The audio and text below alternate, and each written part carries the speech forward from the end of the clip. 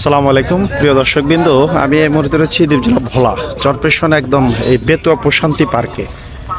একটু প্রশান্তি পার্কটা আপনাদেরকে যদি আমি দেখাই, এখন আসলেই এই মুহূর্তে বিকাল সন্ধ্যার ঠিক আগ মুহূর্তের এটি দৃশ্য। এখানে বেশ চমৎকার একটি দৃশ্য রয়েছে। আসলে অবশ্যই এখানে আপনার কাছে খুবই ভালো লাগবে। চলুন আমরা একটু সামনের দিকে নিয়ে যাই।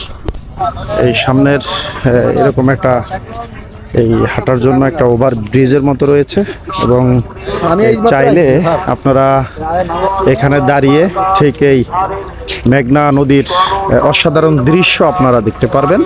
খুবই চমৎকার, একবারে মেঘনা নদীর সাথেই হচ্ছে এই ধরনের এই দাঁড়ানোর মতো একটি ওভার ব্রিজের মতো করা রয়েছে এখানে।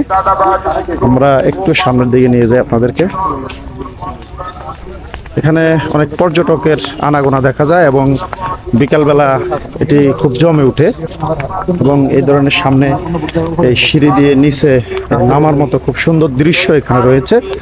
একবারে খুব সুন্দর স্পেস, যদিও সিঁড়িটা এখন এই নদীর স্রোতের জন্য কিছু অংশ ভেঙে গিয়েছে। এখানে একবারে সাথেই হচ্ছে মেঘনা নদী, আর এই নদীর অপরূপ সৌন্দর্য দেখতে হলে আপনাকে আসতে হবে দ্বীপ জেলা ভোলা এই চরপেশন বেতুয়া প্রশান্তি পার্কে।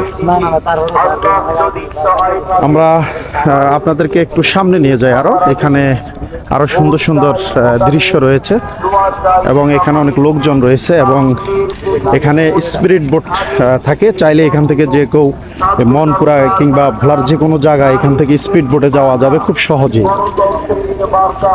আর এই সামনের দৃশ্যগুলো যদি আমরা দেখাই আপনাদেরকে, খুব চমৎকার সামনের দৃশ্য রয়েছে এবং এখানে একটি ছাউনিও রয়েছে, খুব সুন্দর স্পেস রয়েছে।